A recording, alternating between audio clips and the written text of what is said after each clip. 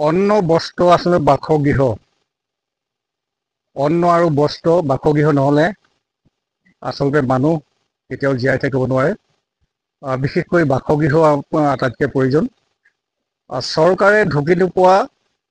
সৰুপথাৰ সমষ্টিৰ বৰপথাৰৰ অঞ্চলত আমি উপস্থিত হৈছোহি যেটো আমাৰ বৰপথাৰ অঞ্চলৰ আমি দেখাইছো যে টাই আহোম ছাত্ৰ সন্থাৰ যি গোলাঘাট জিলাৰ বিষয় বিভাগ কেন্দ্ৰ সমিতিৰ বিষয়ববীয়া এটা মহানুভৱতা আমি আপোনালোকক দেখুৱাম অসমবাসী ৰাইজক আমি দেখুৱাম যে আজি আচলতে কেনেকৈ বিশেষভাৱে সক্ষম এজন ব্যক্তি আৰু তেওঁৰ পৰিয়ালসহ যি আচলতে পিতৃ মাতৃহীনা বুলি ক'ব লাগিব আচলতে তেখেতসকলক যি মহানুভৱতা দেখুৱালে আটাচুৰ কেন্দ্ৰীয় সমিতিৰ এজন বিষয়ববীয়া পৱনজ্যোতি গগৈ যি মহানুভৱতা প্ৰকৃততে শলাগ ল'ব লাগিব আমি ক্ৰমান্বয়ে বাসগৃহটো সুন্দৰভাৱে আচলতে যিটো কাম চৰকাৰে তৎকালে কৰিব পৰা নাই আৰু সেই কাম আচলতে আমাৰ আটাচুৰ সমিতিসকলে আচলতে কৰিছে মই বিষয়ববীয়াসকলক অকণমান দেখাইছোঁ আচলতে এইসকলৰ যি মহানুভৱতা গোলাঘাট জিলাৰ আচলতে কেন্দ্ৰীয় সমিতিৰ আটাচুৰ বিষয়ববীয়াসকল আছে সদৌ টাই আহোম ছাত্ৰ সন্থাৰ বিষয়ববীয়াসকল বিশেষকৈ পৱনজ্যোতি গগৈ ডাঙৰীয়া আছে আৰু এই পৱনজ্যোতি গগৈ ডাঙৰীয়া আচলতে এই যিটো চৰকাৰে ঢুকি নাপায় চৰকাৰে ঢুকি নোপোৱা এটা বাসগৃহ আচলতে তেওঁ কেনেকৈ নিজা প্ৰচেষ্টাৰে আৰু আচলতে সতীৰ্থসকলক লৈ আজি শুভ উদ্বোধন কৰিছে মই ক্ৰমান্বয়ে দেখুৱাম আৰু এইসকল বিষয়ববীয়া আচলতে উপস্থিত হৈছে আজি শুভ উদ্বোধন কৰিছে খুব এটা ধুনীয়া ধুনীয়া এটা ঘৰ আচলতে বনাইছে আমি ভিতৰ ভাগলৈ অকণমান সোমাই আহিছোঁ আৰু আচলতে এই ঘৰ ভাগত শুভ উদ্বোধন কৰিবৰ কাৰণে এয়া আইসকল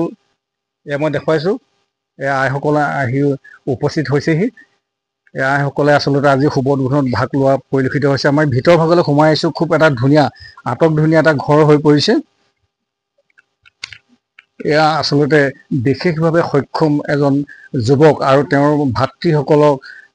থাকিবৰ কাৰণে আজি এটা ব্যৱস্থা গ্ৰহণ কৰি দিছে পৱনজ্যোতি গগৈ আৰু সৰুপথাৰ সমজিলাৰ বিষয়ববীয়াসকল আছে সভাপতি সম্পাদক আচলতে সকলো ইয়াত আহি উপস্থিত হৈছে আমি এই অকণমান দেখুৱাম আচলতে কেনেকৈ কিমান আচলতে যন্ত্ৰণাত আচলতে ভুগি আছিলে আৰু এয়া চহা আচলতে গাঁৱলীয়াসকল কেনেকৈ আচলতে ভাত ৰান্ধি খাই আচলতে এই ল'ৰা ছোৱালীসকলে খুব সুন্দৰভাৱে আচলতে ঘৰ ইয়াতকৈ আচলতে ঘৰটো আচলতে উৰুষা পজা আছিলে বুলি আমি জানিব পাৰিছোঁ আমি ৰুমলৈ সোমাই আহিছোঁ এই দেখাইছোঁ আচলতে ইয়াতে আচলতে আমাৰ বিশেষভাৱে সক্ষম আচলতে পৰিয়ালকেইটি ইয়াতে শুৱে আৰু আমি দেখুৱাইছোঁ খুব এটা সুন্দৰ আচলতে এইটো এটা ধুনীয়া ঘৰ মই দেখাইছোঁ এয়া ধুনীয়া ঘৰ খুব এটা সুন্দৰ ঘৰ আচলতে ইয়াত প্ৰস্তুত কৰি উলিয়াইছে বিশেষকৈ আমি আটাচুৰ কমিটিৰ বিষয়ববীয়াসকলক আমি ধন্যবাদ জ্ঞাপন কৰিছোঁ আমি তেখেতসকলৰ ভাষ্য ল'বলৈ আমি চেষ্টা কৰিম কি ক'ব ইমান এটা ধুনীয়াকৈ ঘৰ বনাই দিছে অনুভৱ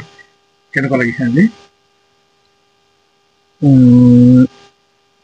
বিশেষকৈ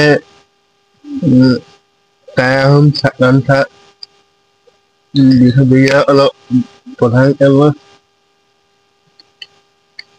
ধন্যবাদ জনাইছোঁ আৰু পৱন দা বহুত মানে ধন্যবাদ জনাইছোঁ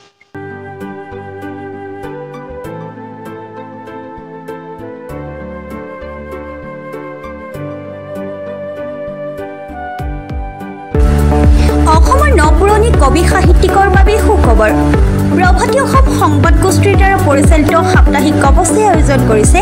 এখন কাব্যগ্ৰন্থৰ প্ৰতিযোগিতা